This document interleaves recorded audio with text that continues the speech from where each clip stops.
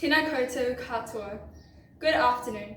Today I'll be outlining the Cabinet's decision on our next steps to reducing the divide between the rich and the poor, which has become the concern of many of Aotearoa citizens for quite a while. We have recently really tried to combat global issues that have affected the world and also us. Ranging from poverty to climate change, we have realised that there is a big underlying issue that needs to be addressed before other problems are combated. The Cabinet tonight has come to the conclusion that the big problem we need to solve first is the divide between the rich and the poor. We have realised that when issues get critical, such as previous lockdowns, the rich always have an upper hand compared to the poor, which then furthers the division.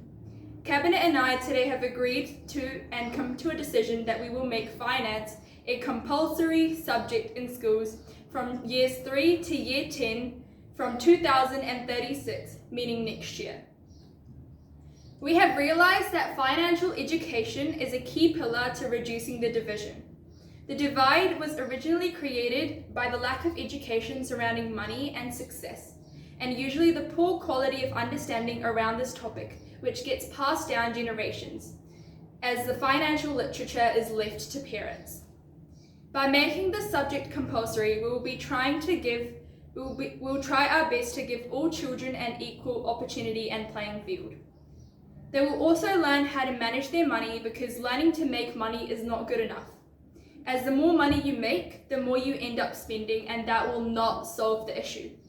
The solution to our problem is to teach children how to manage money, so they don't go into debt, which is the main cause of this divide. Adding financial education to our pre-existing education system will be our first step to reducing the divide. This will probably also be our easiest step, as all the resources are already existing. Now to Dr. Bloomfield. I'm sorry, my bad. Now I'm happy to take any questions. So Emma. For our high school students, will they have to take an exam? So what we're looking for in our high school students and our normal students is we're going to end off the year with a bit of more of a practical assessment rather than a written exam. So maybe they might have to plan out a event of some sort or a business, so they can learn to incorporate what they've learned in a real life scenario, and that's what we're planning to do. So yeah. Next question. What if parents don't want their kids to learn it? Well, we will be providing a backup plan in which the parents will be able to email the school with a valid reason why they don't want their child to learn this. But we do really encourage that they take the subject because it's a very crucial step of our plan. Next question. Why can't we just give the poor money? As I said in my speech, giving poor money is not really going to solve the problem, as the more money you're given, the more you're going to end up spending. So how we're going to combat this problem is by teaching how to manage money. So we need to teach poor and the rich how to not get into debt, how to use the money they have efficiently. So yeah, next question. So how long is this project going to take?